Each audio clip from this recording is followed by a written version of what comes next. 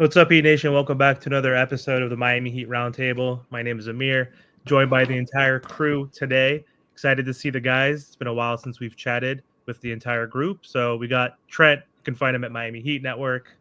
We got Ernest. You can find him at Miami Heat Talk. And of course, we got Martel. You can find him at the Miami Heat Zone podcast. So been kind of boring. Right now, we're in between the All Star break and the next game for the Miami Heat, which is going to be on Friday against the Pelicans. So, not a lot of news, not a lot of things have been going on. And quite frankly, I'm sure we all miss basketball a little bit right now. But this past weekend, we were able to watch, or I don't know about you guys, I didn't watch the All Star game, thankfully, but it was All Star weekend this past weekend. I did watch the Saturday night, like, skills challenge, 3-point shootout, and dunk contest. We could talk about that a little bit because we know some guys from the Heat represented All Star Weekend. But overall, man, it was trash from what I heard of. So thank God I didn't watch the game on Sunday. But again, Jaime Jaquez was in the dunk contest, and Bam was in the All Star game, and then also Alonda's Williams actually played really well in the Rising Stars game. So we could talk about that. So did any of you guys watch? We'll start off with whoever wants to go first. Man, Like, what are your thoughts on All Star Weekend, man? bro, listen. Cancel All Star Weekend now. That shit is crap. Bro, I was watching this All Star game. I was excited. I had work that day. I worked the 9 to 6 that day, right? The All Star game was at 8 o'clock. I'm like, all right, cool. I'm going to come home, take a shower, eat, watch the All Star game, make some content out of it, blah, blah, blah. I'm thinking it's going to be pretty good because last year I enjoyed it. Yeah, this shit was fucking trash. Bro, they need to cancel the whole thing. The only thing that was entertaining to me, at least, was Steph versus Sabrina in the 3-point contest. The dunk contest was horrible. And then Jaime, Wow, you said it right real quick. Hold on a I second. yeah. I've been I think that's the practicing. first time you ever said it right. Listen, Jaime, him dunking over Shaq wasn't big enough just because of the fact that he's taller. So if Matt McClung dunks over Shaq, it's the end of the world because he's a smaller piece, and that's why I don't like big people.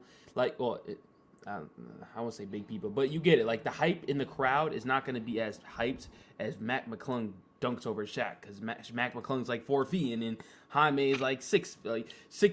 You see what I'm saying? So the dunk contest is always going to be trash.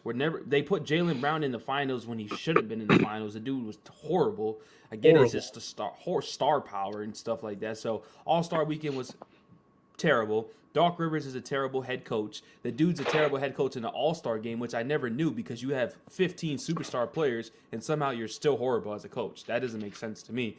Dude, and then when Bam gets the ball, when Bam got on the court, he made a tweet like, yo, they really don't be passing the ball. They give my man Bam the opportunity or chance to do anything. But the only thing that I let Martel and Ernest talk about it was the Dame and Bam situation. I think that's the only thing that really came out interesting coming out of All-Star Weekend. So, yeah. Just to put my 2 cents on it, I'm going to tell y'all with the dunk contest why Mac McClung won, and respect is given to him. How much money were all those 3 other guys making? Jaime Jaquez making 3.8 mil. Tobin, I think, is making around 2 mil. Jaylen Brown got the biggest contract in NBA history, while Mac McClung is making only $150,000 this season with the G League team. Homeboy needed to win that dunk contest to get that money and to get the exposure. So congrats for Mac McClung. I agree with Trent. The dunk contest is not the way that it used to be. I grew up in the 90s and in the early 2000s. I no need to say more. The last awesome dunk contest I remember was 2016. With Aaron Gordon against Zach LaVine. I know Derrick Jones Jr. and Eric Gordon had a really good one in 2020 also, but 2016 was the best one recently. Moving to the All-Star game, I have a great idea for the All-Star game. The reason why the All-Star game sucks donkey dick is because there's no incentive like the NFL Pro Bowl. I don't even know if you guys know this or not.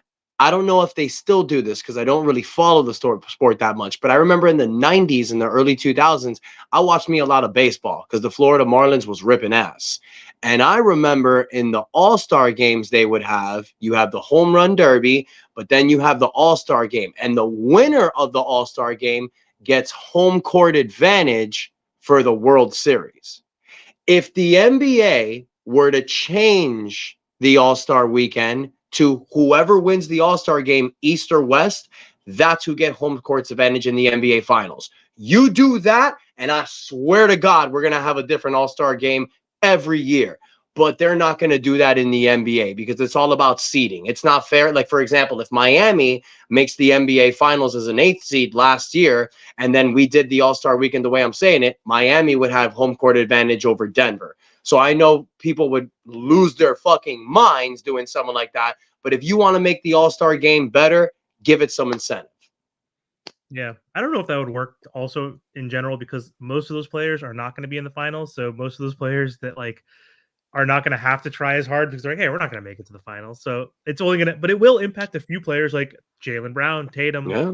you know, and a few other Embiid, whoever, like those guys want to try for it because they Hey. are contenders. But I don't think Everybody's gonna want to make the finals. You're supposed to want to make the finals. I mean, if you're trying to give people money for winning the All-Star game, it's not going to be nowhere near their salary. So that was my point. yeah, money won't make sense for these guys because they're the greatest players and they make the most money. Like, right? The worst all-star is making, you know, 40 million a year. Like, it's like, what, you're gonna give me $1 million? Like, they don't care. The money can't. That's a good idea. I think there needs to be some other ideas to make it competitive, I guess. But yeah, I don't know. I didn't watch a single minute, and I'm glad I didn't. And that dunk contest, don't get me started, Ernest, because I'm a 90s kid and 2000 kid. And when you're doing dunks that they did in the 90s, which is just a basic type of windmill, like, come on, it's 2024. Like, Yeah. and all they did was jump over a guy. Like, how many times do you have to jump over people? Like, that's like, there's no creativity. Like, Jaylen Brown was the worst and made it to the finals, right? I mean, Jaime he might have been the second best, right? Or even third best. It was between him and Toppin. But either way, even Jaime disappointed me, bro. Like, what the fuck, dude? Where's your creativity? Do something chill. Like, I don't know. But Martel, what did you think? Did you watch any of this stuff over the weekend? Any I thoughts? mean, there's just no love for the game. Like I know y'all, want to talk about money and all these other things, but there's just no love for the game. We shouldn't have to Facts. pay these guys more millions of dollars to put another ball through a hoop. Why is Duncan not in the 3-point competition? Jaime did okay. I mean, I just think that to change that whole dunk thing, they need to actually put NBA stars. So people like LeBron James, he should be participating in it. I don't understand why we have to convince people. And then, like I said, like it really just comes down to the love of the game. Because trust me, all these other prior All-Star games, you would see players compete. You would see them play. I'm not saying obviously go balls to the walls, to where people get hurt, but there's just no love for the game. That's it. Yeah, at I least in will the say third this though, quarter. right? Yeah, Let me say this, right? This All Star game, they didn't even try in the fourth quarter. At least other All Star games, they tried. Their target score. This one, they didn't even attempt to try. The game was already over at halftime because the West didn't do nothing. East was just going crazy. So like that was an annoying part. But I will say, right, because I look at both point of views, right. So I've been in school more recent than you guys, right. So this is their break, right? They look forward to this break, right? So I remember when I was back in high school, we had this break, and I'm like, yo, we're looking forward. We're gonna relax. We're not doing nothing about it. Da, da, da. So to them, another point of view, and I understand each one of your sides because I want people to compete too. But they're like, you know what? I don't gotta play basketball for real. I've been doing that. You gotta realize these NBA players are practicing every day. They're with their team every single day. They don't get no time to themselves at all. So this is the time they're like, you know what? I'm around people I never get to see. They're not around LeBron. When do you get time to be around LeBron or like any of these other star players? Like meet up with your old friends. So that's why I think they don't really take it too serious. And the players spoke out like, this is just a break for us. Like we don't care. And it sucks for the league, unfortunately, because they're still trying to make money off this for Adam. So they're trying to make money off this and stuff like that. But I understand from the players' perspective, LeBron was playing in the All-Star game, and he's not even about to play in the next game that they're supposed to play in a real game. He's hurt. Like literally the Golden State Warriors, his ankle's still messed up and stuff. Like he's not gonna play. He still needs treatment and stuff. So these players are not gonna go berserk. They're not gonna go try hard. It is what it is. I don't think no one's gonna fix it. And we're just going to have to keep living with it. I think it's cool, though, when they keep adding, like, a little events like Steph versus Sabrina. I don't know. I really like that. I found it very entertaining. She was not missing. She was wet. She almost beat That was Steph. probably the most entertaining part of the weekend. Yeah, so that's what I thought, man. So I think All-Star Weekend is pretty much dead. I will say, though, Dame wants to go to Miami. I don't care what anybody says. He wants to play for this team. Dame wants to play for Miami. And don't be surprised if some Dame lands on our team. I don't care. He's landing on the Miami Heat until when his career is done and over with. He's playing with this organization. He's playing with this team for a fact. I just know it. Well, that's a great segue. Yeah, he is not happy. He is not happy in Milwaukee. I know for a fact he's not happy over there. He's not. But yeah, I just that's just my opinion. Yep, Ernest, what happened? We saw like a report come out after or during All-Star break. Dame was interviewed by someone, and he was asked, "What's your optimal starting lineup? Who would you want to be on your starting five?" And none of his teammates were on that list, but someone was on that list with this boy right here, Bam Adebayo. Look, I did a video about Damian Lillard not coming to the Heat recently. We all talked about it in the offseason. We all know that Dame Lillard wants to be in Miami. He don't want to be in Milwaukee. I mean, where would you rather live? Milwaukee or Miami? No disrespect to people who live in the state of Wisconsin. No disrespect to Milwaukee. I love that 70s show. I'm a huge fan of that TV show. It's based off of Wisconsin. Y'all have your cheese, and that's cool. But you can't tell me that this dude who was living in Portland for 11 years, he wanted to be in Miami, demanded to come to Miami, and at the 11th hour, Milwaukee swoops in and steals him. Of course the dude ain't happy. He's going through a divorce. Where do you think you want to go through in a divorce? That cold-ass weather in Milwaukee or seeing the sixth man of the Miami Heat, the big booty Latina women that live down here? Who would you rather be around? Of course he wanted to be with the Heat. He's upset. He's annoyed. He won the three-point contest and the All-Star MVP to shut everybody up that was talking crap about him. Trent, I don't agree. I don't think he's going to get to Miami. It's just not going to happen. He was the one that did it himself. Be a man. If you want to say you want to go somewhere, be a man and stick with your guns. He bitched out. Portland didn't want to send him to Miami. He should have done what James Harden did. He should have stayed his course. He should have continued to play chicken. He was the one that pulled out at the last second. He was the one that said, send me to Milwaukee or Brooklyn if you don't have anything in Miami, and they did. So he shot himself in the foot. Heat fans, we done with Lillard. You're gone. Goodbye. That dream is over. Move forward. Yeah, but I will say, not to cut you off, Martel and Amir, Dame's personality is not like that. James Harden's a drama queen. He's a drama queen. He does whatever it takes to do whatever it takes. And honestly, where has it got him? And unless he wins a championship with the Clippers, all that drama queen stuff hasn't done much for James Harden. It got him to the teams that he wanted to play for, but they all been disasters, right? True. So Dame's just not that type of guy. And I think I didn't know y'all back then, and I kept preaching this when Dame's trade saga and stuff like that. I said, why? They asked me in the comments, why isn't he doing what James Harden is?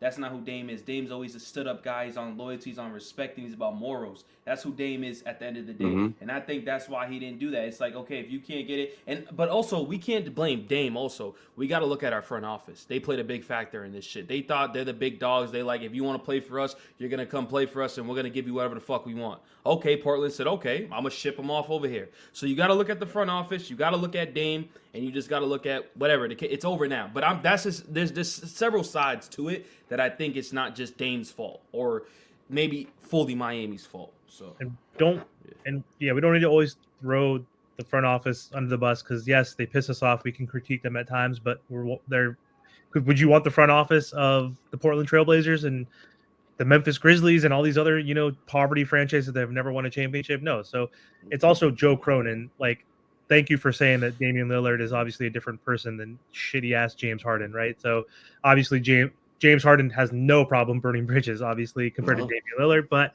to Ernest's point, though, he did back out and say, all right, this consolation prize is fine with me. I'll play with Giannis because Giannis is someone he did want to play with. So Ernest is correct. He did back out to a certain degree. He could have pulled the James Harden if he ultimately wanted to play with Bam. And it seems like he kind of does.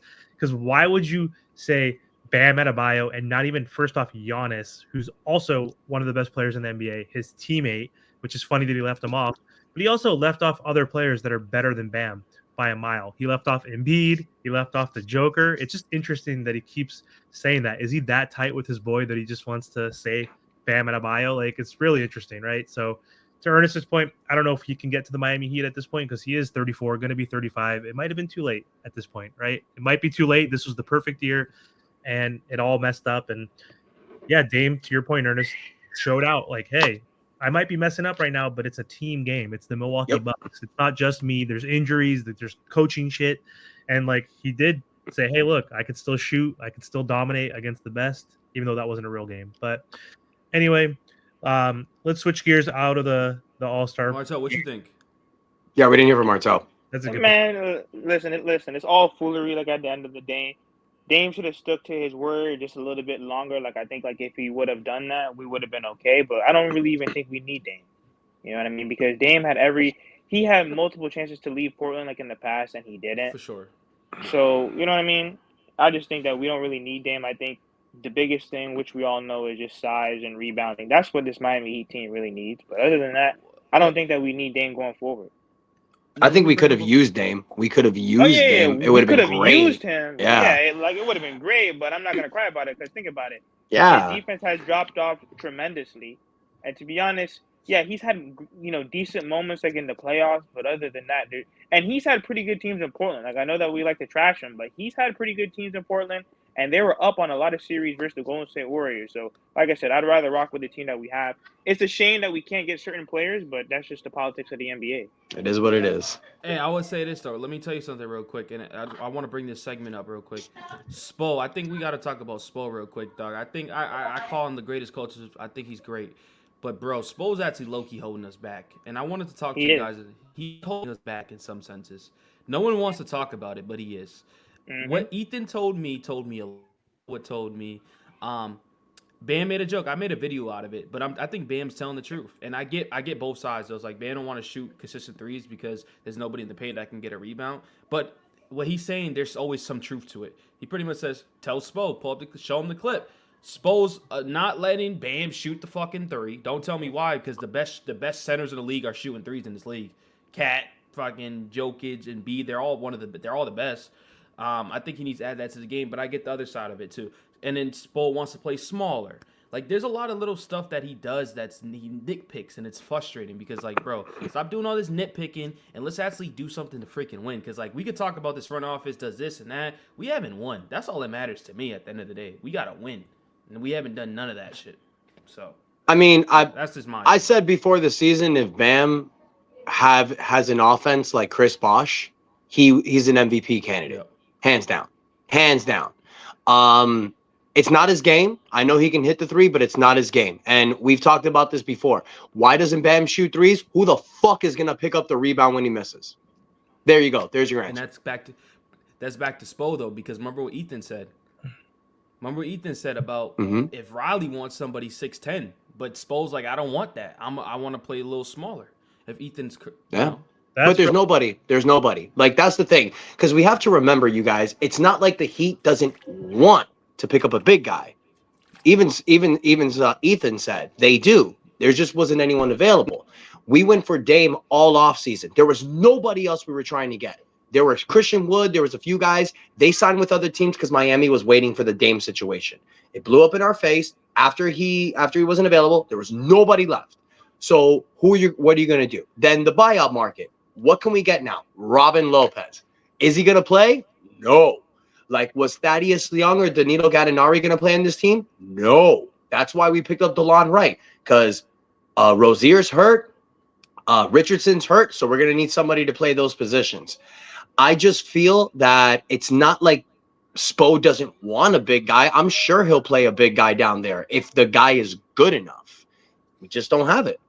Thomas Bryant, he got minutes earlier this season, but he sucks defensively. And Spo, he likes guys he likes playing the small ball, but he likes guys that are centered around defense. That's why you see Highsmith play a lot. That's why you see Martin play a lot.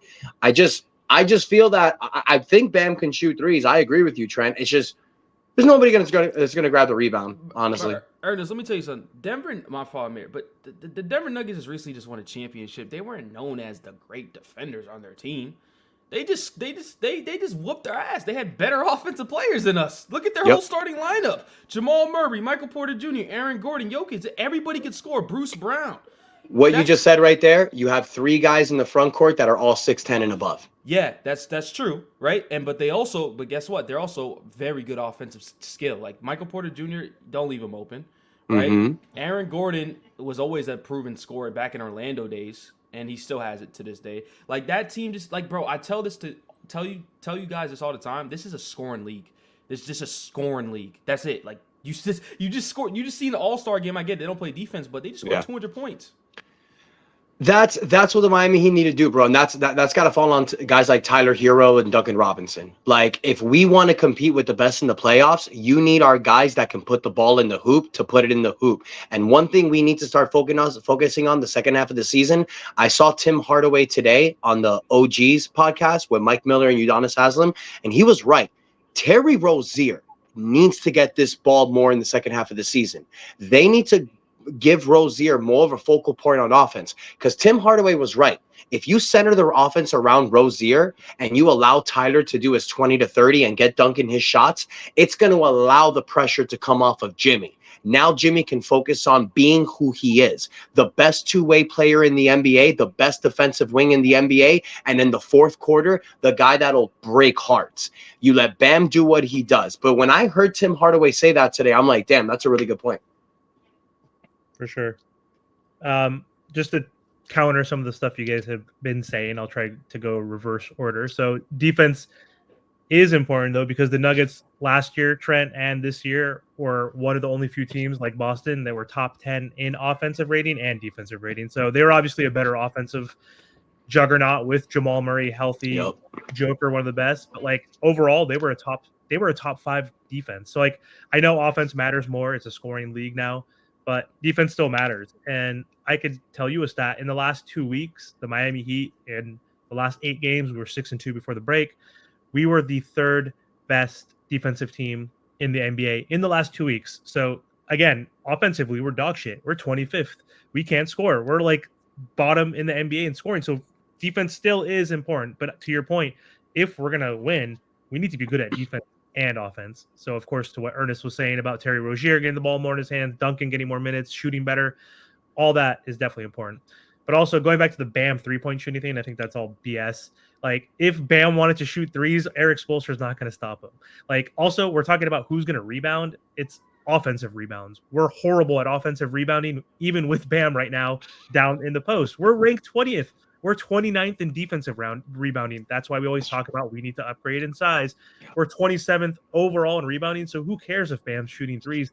Make them at a high clip. Then it doesn't matter because it's hard to offensive rebound in the NBA, right? Like it's easier to get a defensive rebound because you're in position. So yeah. I understand what you guys are saying, obviously, but also it's a psychological thing with Bam right now. He's not the greatest shooter. He's been developing slowly and slowly. Like when he first started and he was playing behind Whiteside, he was only a dunker, only in the dunker spot, only hook shots, couldn't shoot, couldn't do any turnaround fadeaway, no mid-range. He's developing it, and he will. He's still 26. Chris Bosh was a little bit older when he came to the Heat, and if he can shoot like Chris Bosh, to your point, Ernest, and like shoot consistently from the top of the key, from the corners like a Kevin Garnett, and then eventually extend it to the three-point range, he's going to be unstoppable. But he's not an offensive player. You can tell it's in his mindset. Like, imagine, Trent, you're a hooper. Ernest, you play. If you're not like the greatest shooter, you usually drive and attack the rim, right? And like, shoot, and you're inconsistent, you do hesitate psychologically. So I don't think he's going to get punished, and Spo says that shit to him. It's just not his most effective part of his game yet. Yeah, I mean, Chris Bosh didn't become a three-point shooter until towards the tail end of his career when he was in his 30s. And with Bam, I don't think he needs to do that. Like that, you develop that part of your game when you get older. Like when you're a guy that can get to the paint and finish, you don't need the shot. Like it's great to have it, like Vince Carter and Tracy McGrady. But when you're a guy that can finish at the hoop at that size, you really don't need the three-point shot. Now, I agree with Trent. Some of the best centers in the NBA are centers that can hit threes. It would be nice if Ben has that part of his game, but the fact that he doesn't take that many three-point shots shows me that that's not an element of his game. It definitely can happen towards the future, but I mean, and if we say that Bam's not an offensive player, I mean, the last 2 to 3 seasons, he's been averaging about 20 points a game. So to me, that's an offensive player. If you can average 20 points a game, you're a fucking scorer. So Bam, Jimmy, and Tyler are all averaging over 20 points a game for the last 3 years. That's a ceiling, though. We know that's a ceiling, but he's a damn good. Not many people get 20 points per game. I mean, a lot of people do, obviously. There's like 70 people that can do it, but how many players are in the NBA? So that's a good point as well. I mean, I'll bring this point up, though, because I played ball my whole life.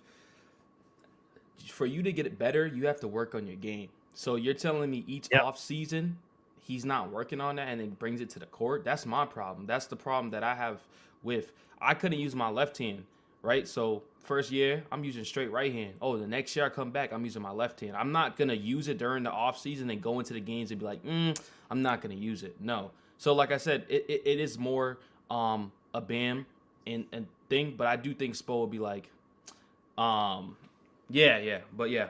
That's the weirdest shit though. It's like a psychological thing. You have to give credibility to defense because these are the most elite players on earth.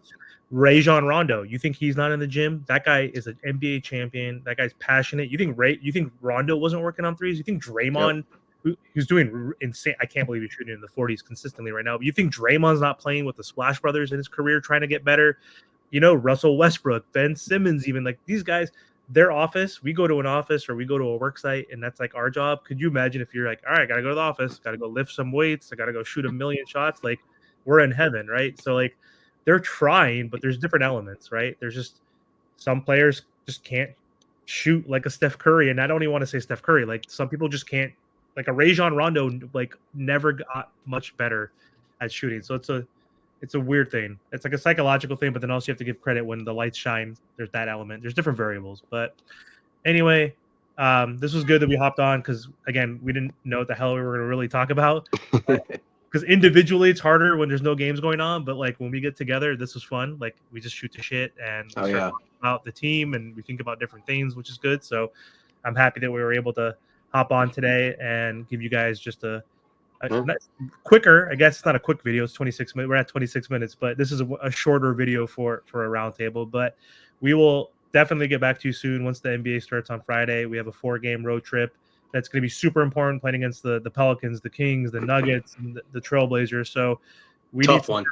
Yeah, it's going to be a tough road trip. And the month of March, though, it gets a lot easier. So we talked about that before. We have a lot of easy games.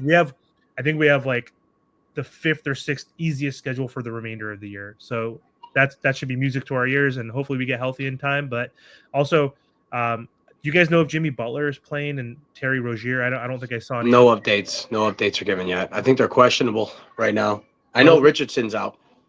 Richardson's out. He's going to be out probably for another couple weeks. But is it any word on Jimmy at least? Because obviously he's not hurt. So Nothing yet. He'll probably come on like on Thursday. Usually, like a day or two before. That's when injury reports come out. Okay. Well, we know he's on IG now, working out, like trying to get back into shape after he hasn't. I think he'll be good to go, ready. Maybe not the game against New Orleans, but one of the games in the trip, hopefully. He better be. We need him. But anyway, it was good talking to you guys. Thanks for hopping on, and we'll come back hopefully this weekend or early next week. Well, before we close off, everybody, remember Miami Heat Network. Team to be Miami Heat Talk, and I know Martel dropped off, but the Miami Heat Zone podcast. Don't forget to like, subscribe to the channel, subscribe to all 4 channels. We're all trying to do big things to give you guys updates. Please continue to love, continue to support. Until next time, guys, Miami Heat Roundtable out. That's enough said. Peace out, guys.